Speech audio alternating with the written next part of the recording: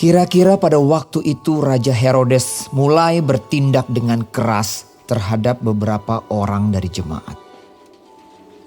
Ia menyuruh membunuh Yakobus, saudara Yohanes, dengan pedang. Ketika ia melihat bahwa hal itu menyenangkan hati orang Yahudi, ia melanjutkan perbuatannya itu dan menyuruh menahan Petrus. Waktu itu hari raya roti tidak beragi. Setelah Petrus ditangkap, Herodes menyuruh memenjarakannya di bawah penjagaan 4 regu, masing-masing terdiri dari 4 prajurit.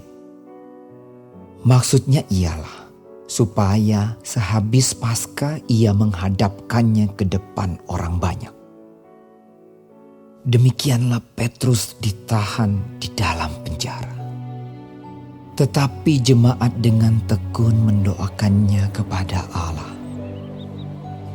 Pada malam sebelum Herodes hendak menghadapkannya kepada orang banyak, Petrus tidur di antara 2 orang prajurit, terbelenggu dengan 2 rantai. Selain itu, prajurit-prajurit pengawal sedang berkawal di muka pintu.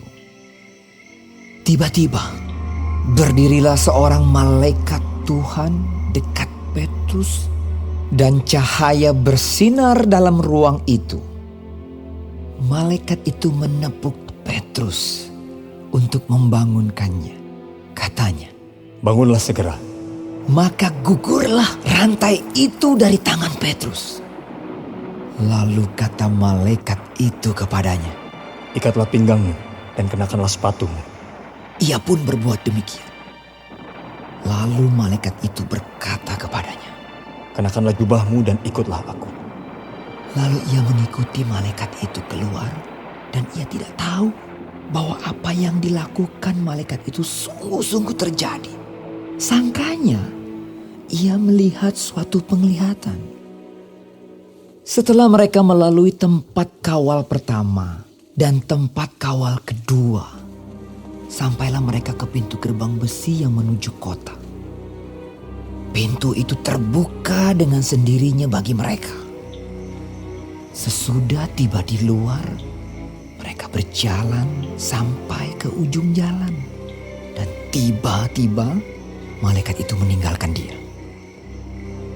Dan setelah sadar akan dirinya, Petrus berkata, "Sekarang taulah aku benar-benar bahwa Tuhan telah menyuruh malaikatnya dan menyelamatkan aku dari tangan Herodes dan dari segala sesuatu yang diharapkan orang Yahudi." Dan setelah berpikir sebentar, pergilah ia ke rumah Maria, ibu Yohanes yang disebut juga Markus. Di situ banyak orang berkumpul dan berdoa. Dan ketika ia mengetuk pintu gerbang, datanglah seorang hamba perempuan bernama Rode untuk mengetahui siapa yang mengetuk itu. Ia terus mengenal suara Petrus. Tetapi karena girangnya ia tidak membuka pintu gerbang itu dan segera masuk ke dalam untuk memberitahukan bahwa Petrus ada di depan pintu gerbang. Kata mereka kepada perempuan itu, "Engkau mengigau." Akan tetapi ia tetap mengatakan bahwa benar-benar demikian. Kata mereka, "Itu malaikatnya."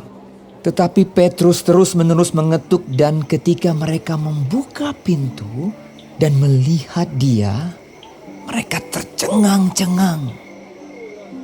Tetapi Petrus memberi isyarat dengan tangannya supaya mereka diam. Lalu ia menceritakan bagaimana Tuhan menuntunnya keluar dari penjara. Katanya, "Beritahukanlah hal ini kepada Yakobus dan saudara-saudara kita." lalu ia keluar dan pergi ke tempat lain. Pada keesokan harinya gemparlah prajurit-prajurit itu. Mereka bertanya-tanya apakah yang telah terjadi dengan Petrus. Herodes menyuruh mencari Petrus, tetapi ia tidak ditemukan. Lalu Herodes menyuruh memeriksa pengawal-pengawal itu dan membunuh mereka. Kemudian ia berangkat dari Yudea ke Kaisarea dan tinggal di situ. Herodes sangat marah terhadap orang Tirus dan Sidon. Atas persetujuan bersama mereka pergi menghadap dia. Mereka berhasil membujuk Blastus, pegawai istana raja, ke pihak mereka. Lalu mereka memohonkan perdamaian karena negeri mereka beroleh bahan makanan dari wilayah raja. Dan pada suatu hari yang ditentukan, Herodes mengenakan pakaian kerajaan, lalu duduk di atas tahta dan berpidato kepada mereka. Dan rakyatnya bersorak membalasnya. Ini suara Allah dan bukan suara manusia. Dan seketika itu juga ia ditampar malaikat Tuhan karena ia tidak memberi hormat kepada Allah. Ia mati dimakan cacing-cacing. Maka firman Tuhan makin tersebar dan makin banyak didengar orang. Barnabas dan Saulus kembali dari Yerusalem. Setelah mereka menyelesaikan tugas pelayanan mereka, mereka membawa Yohanes yang disebut juga Markus.